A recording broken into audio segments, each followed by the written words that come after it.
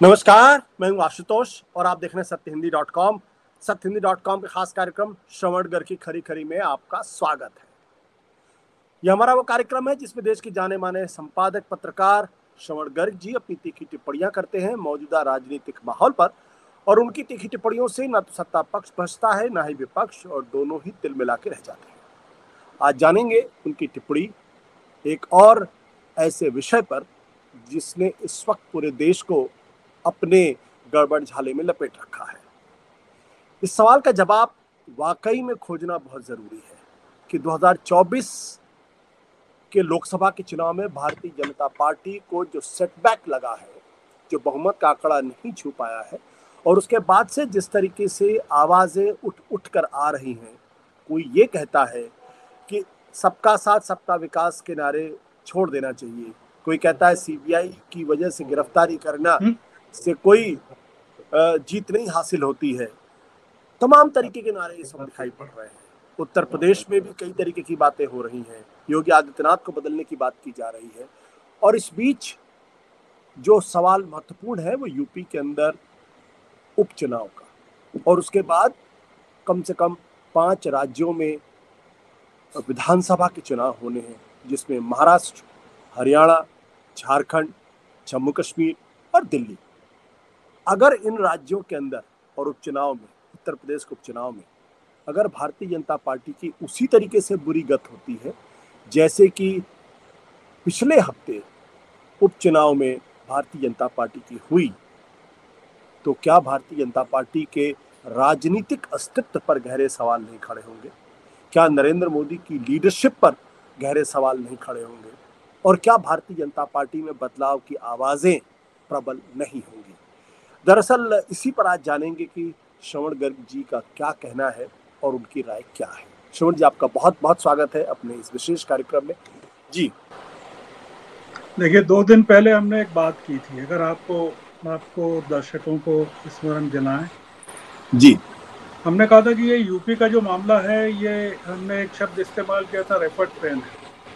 हमने कहा था ये सर्वव्यापी है और चारों तरफ है, और इसका जो जैसे भूकंप का केंद्र बिंदु ढूंढा जाता है, इस बीजेपी के भूकंप का केंद्र बिंदु अभी पता नहीं चल रहा है कि वो कहाँ है। मतलब यूपी में है, बंगाल में है, बिहार में है, हरियाणा में है, महाराष्ट्र में है कि दिल्ली में है। दिल्ली में है तो कहाँ है वो?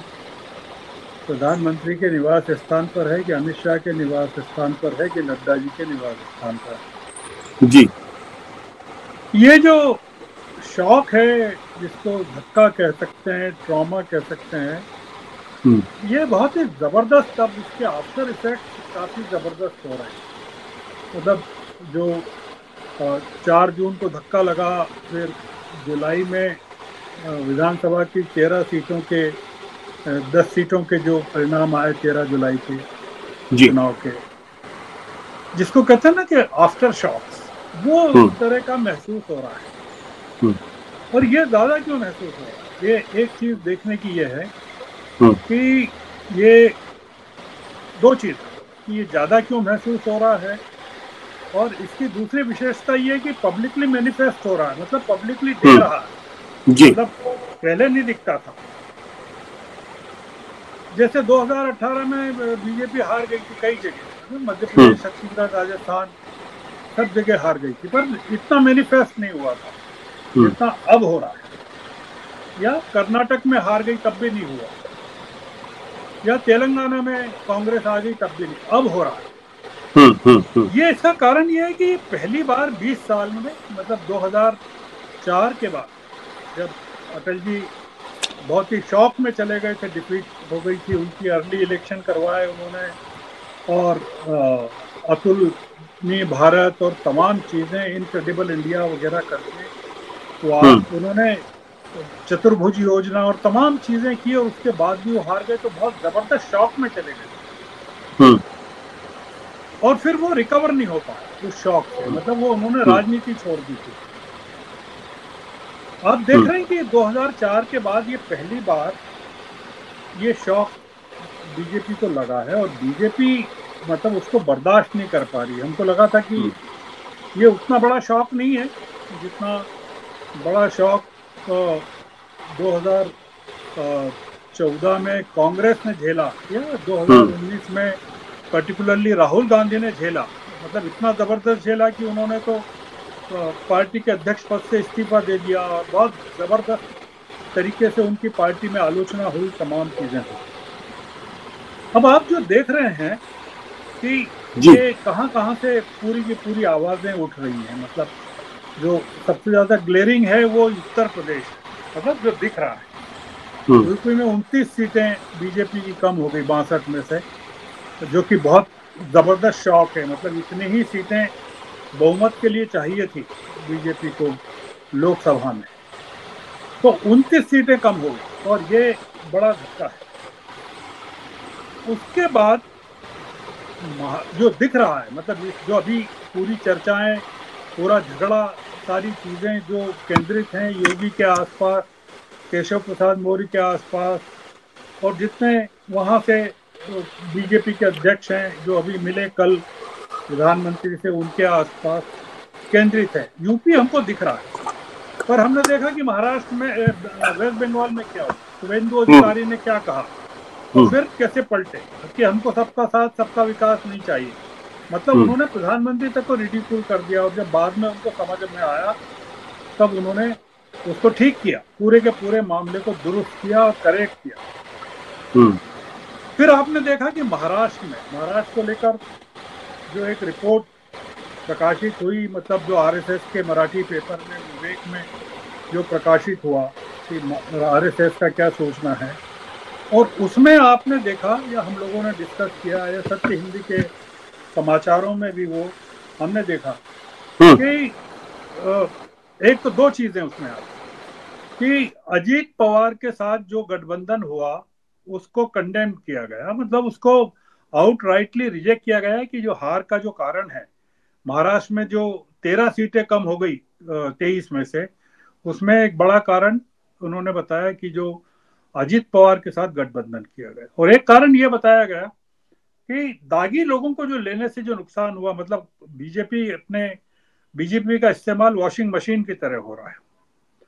तो दूसरी आवाज हमने देखी यूपी के बाद बंगाल में हमने देखा, फिर महाराष्ट्र में देखा, और फिर हरियाणा में हम देख रहे हैं जो डिसिडेंट्स देख रहे हैं। वहां जो अनिल विज, जिनको मंत्रिमंडल में नहीं लिया, उनका क्या कहना है, और या खट्टर साहब का क्या कहना है जिनको मुख्यमंत्री पद से हटाया गया। ये 4 प्रमुख राज्य हैं जिन्होंने बीजेपी की लुटिया डुबोई है, मतलब इस लोकसभा के चुनाव में। और ये जो उपचुनाव के नतीजे हैं वो तो अपनी जगह है, जहां की इस बार यूपी का मामला नहीं था इन उपचुनाव में, इसमें अलग जगह का हिमाचल था इन्वॉल्व, उत्तराखंड था इन्वॉल्व, बंगाल था इन्वॉल्व, मध्य प्रदेश था, पंजाब था। पर यूपी का जो शौक है वो लोकसभा का शौक है, और आने वाली चिंता जो है 10 जो विधानसभा के उपचुनाव होने वाले हैं उनको लेकर है। अब आप देखिए कि ये जो शौक है, जो धक्का है, ट्रॉमा है, जो अखबारों में या टेलीविजन की जो रिपोर्ट्स थी, वो ये थी कि प्रधानमंत्री और अमित शाह के बीच में 2 घंटे की बातचीत हुई। अब हमको नहीं पता कि 2 घंटे की हुई कि आधे घंटे की हुई या 1 घंटे की हुई, पर बातचीत हुई और टेलीविजन की चैनलों में ये चीज बताई गई। हकीकत यह है कि अमित शाह और प्रधानमंत्री के बीच में तो 24 घंटे बातचीत होती है।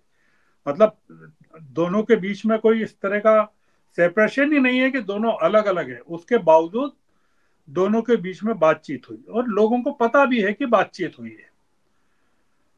अब इसका मुद्दा यह है कि क्या बातचीत हुई, मतलब ऐसा क्या हुआ, क्या कोई बहुत बड़ी घटना हो गई है देश में या बीजेपी में कि दोनों को इतने लंबे समय तक बातचीत करना पड़ी, और क्या बातचीत करना पड़ी। और दिल्ली में ये सब जब ड्रामा चल रहा था तब हमने देखा, खबरों में भी देखा, डिस्कशंस में भी देखा कि योगी जी ने बिना 2 उप मुख्यमंत्रियों के जो 10 उपचुनाव हो रहे हैं वहां के लिए नियुक्त कर दिए, हर जगह के लिए 3-3 मंत्रियों को नियुक्त कर दिया। और वो पूरी की पूरी बैठक उन्होंने बिना केंद्र की मदद के, बिना केंद्रीय पर्यवेक्षक के, बिना केंद्र से बात किए, बिना दोनों डिप्टी चीफ मिनिस्टर्स के साथ उन्होंने बना ली और निर्णय ले लिए।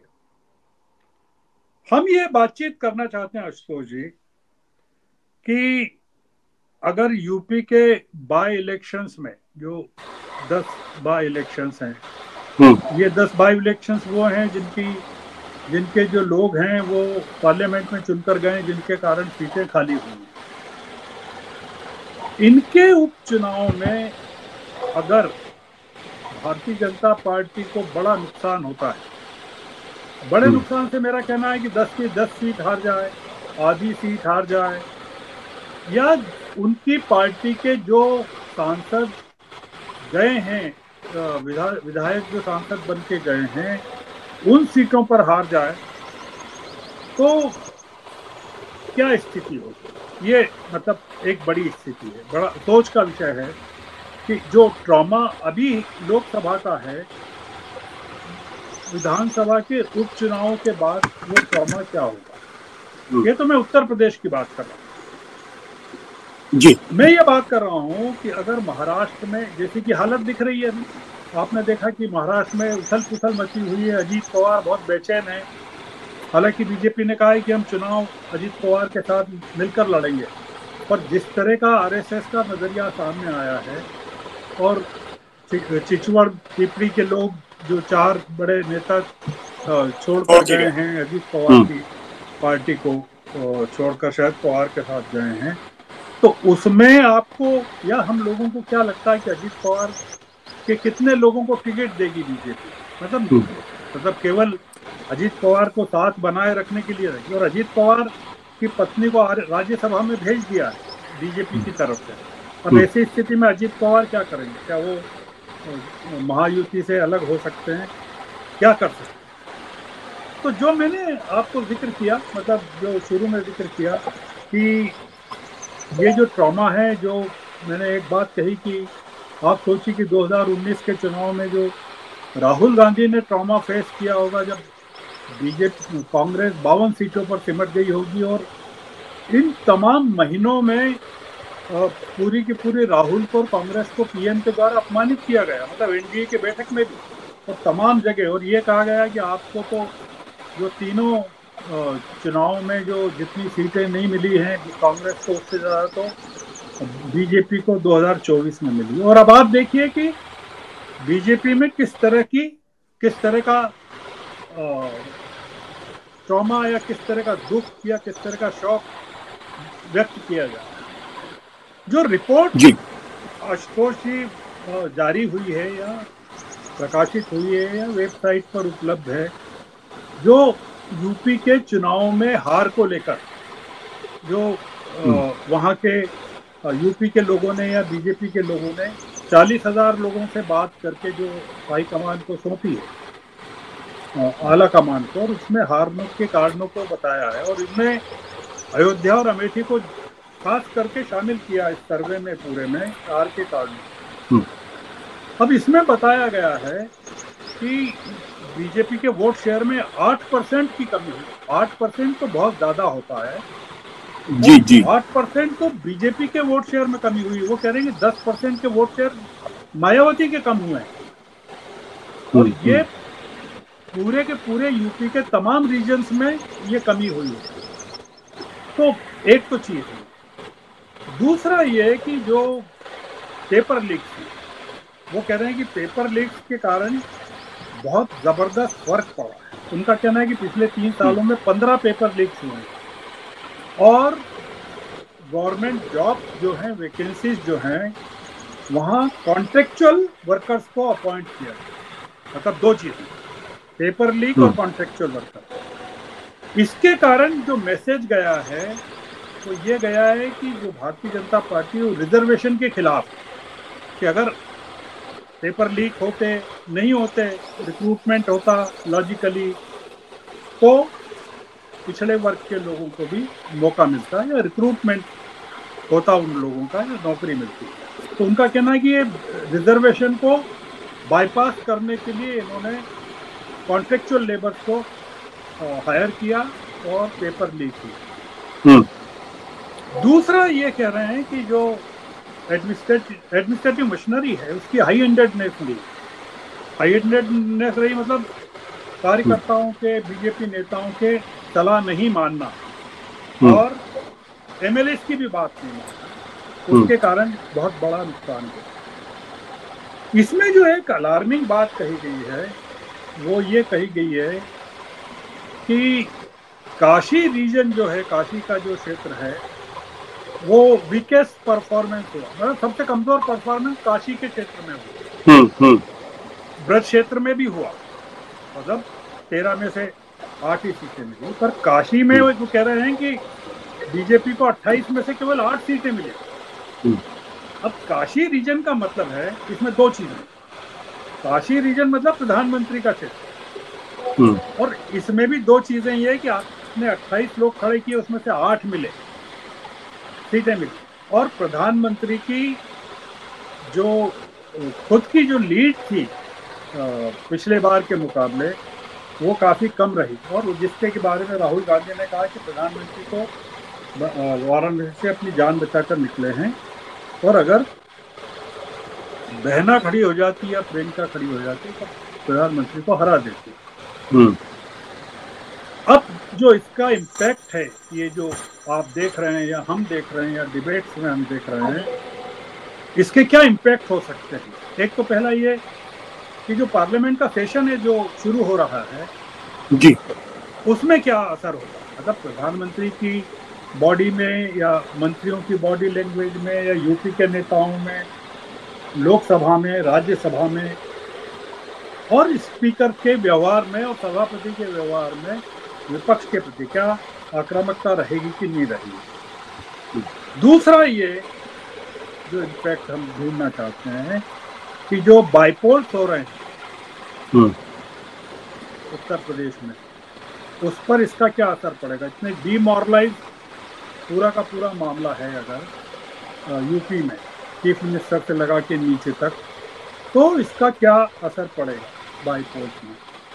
और तीसरा ये कि जो चल रहा है यूपी में और जितने संघर्ष चल रहे हैं उसकी आवाज महाराष्ट्र में भी पहुंच रही होगी, हरियाणा में भी पहुंच रही होगी।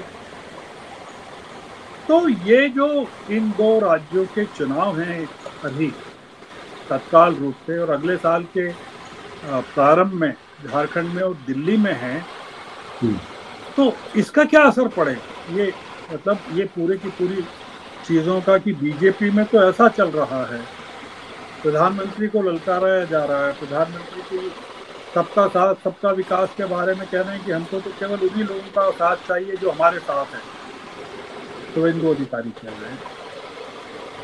टोटलिटी में क्या इम्पैक्ट पड़ेगा। और आखिरी बात ये है आशुतोष जी कि ये जो शॉक है या ये जो ट्रॉमा है या ये धक्का है, क्या ये बीजेपी बर्दाश्त कर पाएगी या इससे रिकवर कर पाएगी। क्योंकि अभी बीजेपी के सामने बड़े धक्के आना बाकी है, और उन धक्कों के लिए अगर वो तैयार नहीं है तो ये पार्टी के नेतृत्व का या पार्टी के नेतृत्व के लिए और कार्यकर्ताओं के लिए, 18-20 करोड़ कार्यकर्ता है आरएसएस के लिए, बहुत बड़ा धक्के का काम करेगा, बहुत बड़ा शॉकिंग होगा। तो ये इस समय जो हम लोगों की जो 2 दिन पहले बातचीत हुई थी, मैं उसी बातचीत को अब थोड़ा सा अलग पर्सपेक्टिव में मैंने पेश किया। जी बिल्कुल, thank you sir, thank you.